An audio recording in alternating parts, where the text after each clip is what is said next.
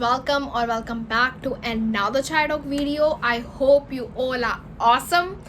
तो चलिए आज के टॉपिक पे बात करते हैं, लेकिन आज के टॉपिक पे बात करने से पहले अगर आप मेरे चैनल पर न्यू हैं तो इस चैनल को ज़रूर सब्सक्राइब कीजिएगा और भी वीडियोस देखिएगा। और अगर मेरी एक भी वीडियो आपको पसंद आती है या हेल्प करती है इन एनी वे तो ज़रूर लाइक कीजिएगा और शेयर भी कीजिएगा।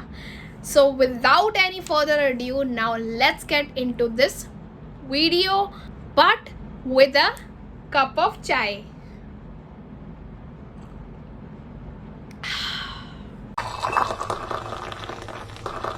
तो जो आज हमारा टॉपिक है वो बहुत ज़्यादा इंटरेस्टिंग है। ऐसे तो सारे ही टॉपिक इंटरेस्टिंग होते हैं मेरे चैनल पर, यू नो दैट। लेकिन ये वाला टॉपिक बहुत ज़्यादा इंटरेस्टिंग है क्योंकि लोग अनअवेयर हैं इस चीज़ से रिलेटेड। दो मुझे भी ये चीज़ काफ़ी लेट रियलाइज़ हुई है, लेकिन हो गई है, तो मैंने सोचा क्यों ना आप लोगों के साथ भी ये टॉपिक शेयर किया जाए और ये चीज़ शेयर की जाए जो मैंने रियलाइज़ की है लेटली। टॉपिक तो मैं कब से बोल रही हूँ, लेकिन मैंने ये तो बोला ही नहीं टॉपिक क्या है। Anyways, the topic is why we feel the world owes us something।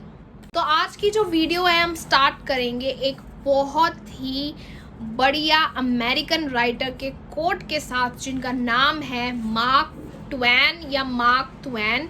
I don't know कैसे प्रोनाउंस करते हैं उनके सरनेम को, that's okay, he will understand. तो उनका जो कोट है which goes like, Don't go around saying the world owes you a living. The world owes you nothing. It was here first. बहुत ही डीप मीनिंग है इस coat का। शांति से सुनिएगा, चाहे स्लो मोशन में सुन लीजिएगा, लेकिन सुनिए और विचार कीजिए कि क्या कहा है इन्होंने।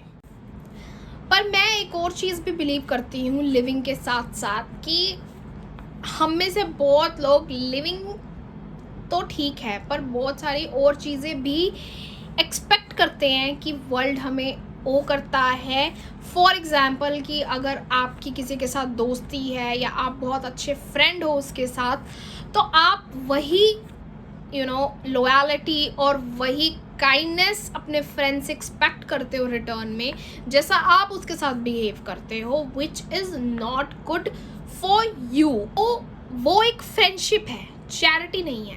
इफ़ यू लव समथिंग और समवन तो अनकंडीशनल लव करना बहुत ज़्यादा इम्पॉर्टेंट है, ना कि कंडीशंस लगा देना उसके आगे कि अगर XYZ चीज़ होगी तभी मैं उस बंदे से प्यार करूँगा या बंदी से प्यार करूँगा, otherwise I am not gonna do that. और एक और चीज़ यहाँ पर बहुत ज़्यादा इम्पॉर्टेंट है समझनी कि अगर आपका कोई दोस्त है, हस्बैंड है, वाइफ है, पेरेंट्स हैं, इवन कुछ भी है, कोई भी रिलेशन है आपका किसी के साथ भी, तो you need to understand that आपने उस इंसान को खरीदा नहीं है या उस इंसान ने आपको खरीदा नहीं है। तो स्टॉप एक्सपेक्टिंग कुछ चीज़ें जो आपको सामने वाला नहीं दे रहा है या आप सामने वाले को नहीं दे रहे हो जैसा आप चाहते हो। आई गेस कुछ लोग यहाँ पे अब कंफ्यूज हो सकते हैं कि मैं क्या कहना चाहती हूँ। तो आइए चलिए नेक्स्ट सेगमेंट में इस टॉपिक से रिलेटेड डीपली चिट चैट करते हैं। मोर ओवर कुछ लोग ऐसे एटमॉस्फेयर में पैदा हुए होते हैं या बड़े हुए होते हैं जहाँ पे उन्हें लगता है कि हर चीज़ उन्हीं की है, हर चीज़ या इंसान पे उन्हीं का हक है, like they are entitled to something.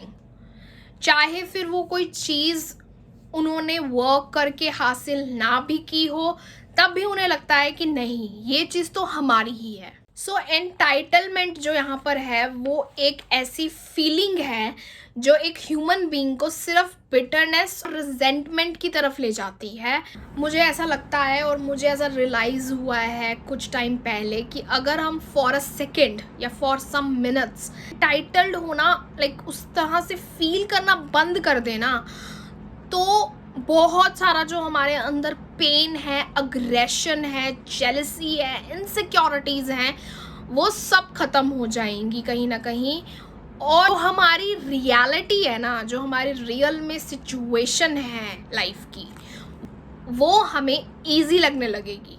अगर हम आई डिज़र्व मोर और आई डिज़र्व बेटर को रिप्लेस कर दें I am grateful for what I have के साथ, तो आई गेस हमें धीरे धीरे न्यू पर्सपेक्टिव मिलेगा लाइफ को देखने का।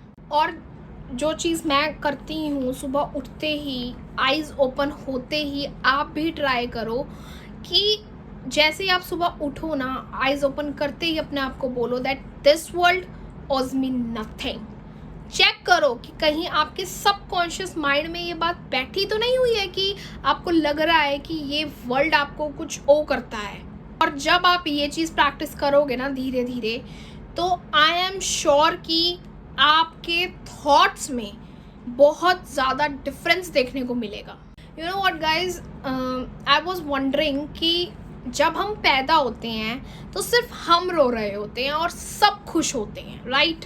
तो क्या हम लोग ये चाहते हैं कि जब हम मरें तो बाकी के सब लोग लाइक रो रहे हों? या फिर हमारा ऐसा सोचना भी एक एंटाइटलमेंट की ही निशानी है?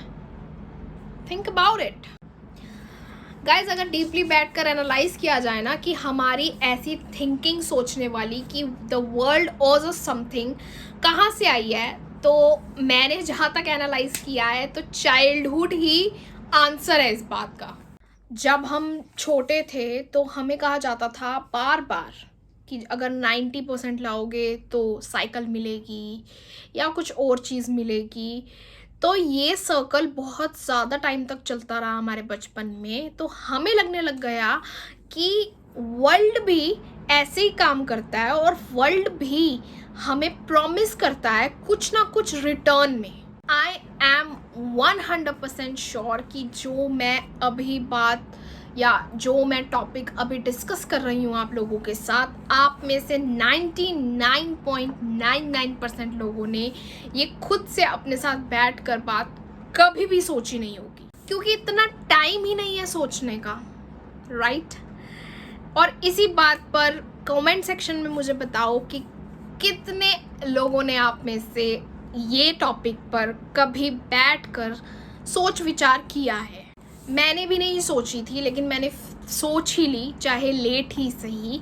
बट जैसे कहते हैं it's never too late, so no regrets at all. You know, जब मैं स्क्रिप्ट लिख रही थी इस टॉपिक से रिलेटेड, तो मुझे बहुत सारे एग्जाम्पल्स फ्रॉम माई चाइल्डहुड याद आने लग गए जो इस टॉपिक से बहुत ज़्यादा रिजेंबल करते हैं, जो एक तो मैं आपके साथ शेयर कर ही चुकी हूँ। ऑन दैट नोट मैं एक और एग्जाम्पल आपके साथ शेयर करना चाहती हूँ कि फॉर एग्जाम्पल एक ए पर्सन है और एक बी पर्सन है। अब A person and B person दोनों एक ही कॉलेज से पढ़े हैं, एक ही स्ट्रीम में थे, लेकिन जब उनकी जॉब लगती है तो जो ए की इनकम है वो बी से ज़्यादा है। और जब बी को ये पता चलता है कि ए की इनकम उससे ज़्यादा है, सेम कॉलेज में पढ़ने के बावजूद भी, इनफैक्ट बी के जो स्कोर होते थे या परसेंटेज थे वो ज़्यादा थे ए से, लेकिन फिर भी ए की इनकम ज़्यादा है, तो जो बी होता है वो सोच में पड़ जाता है या पड़ जाती है कि ये कैसे हो गया, हाउ इज़ दैट पॉसिबल। जब भी बी ए को देखता है तो उसे बहुत ज़्यादा अमाउंट में जेलसी होती है, ए से नफरत होने लग जाती है। उसका मन करता है कि जाए और ए को बहुत सारी चीज़ें गलत सुना के आ जाए। और इसी वजह से, इसी गुस्से की वजह से, इसी इनसिक्योरिटी की वजह से, इसी जेलसी की वजह से जो बी है वो बहुत ज़्यादा अमाउंट में लिमिट कर दे रहा है अपनी एबिलिटीज़, अपने स्किल्स, क्योंकि वो टाइम है वो जेलसी, अग्रेशन और एंगर और इनसिक्योरिटी में वेस्ट कर रहा है, ना कि अपनी स्किल्स के ऊपर। यहाँ पे बी दो ही चीज़ें कर सकता था, या तो जेलसी कर करके इनसिक्योरिटीज़ अपनी सरफेस पे ला के एंगर में, ठीक है, जिस जॉब पे था उसी जॉब पे रहता, घुट कर मर जाता, द एंड। लेकिन एक तरफ से भी ये भी कर सकता था कि अपने वही स्किल्स को या एबिलिटीज़ को पॉलिश कर कर पूरा टाइम देकर ए और बी के इनकम में जितना डिफरेंस था उसको भी कवर कर सकता था।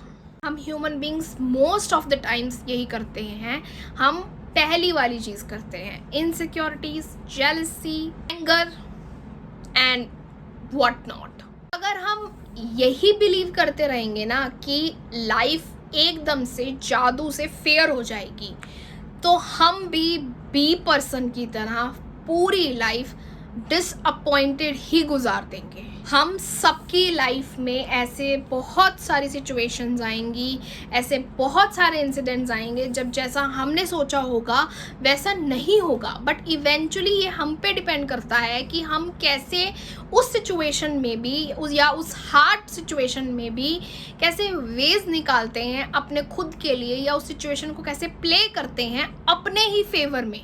एंड में गाइस मैं यही कहूँगी कि world doesn't owe you anything, so stop criticizing other people for their work।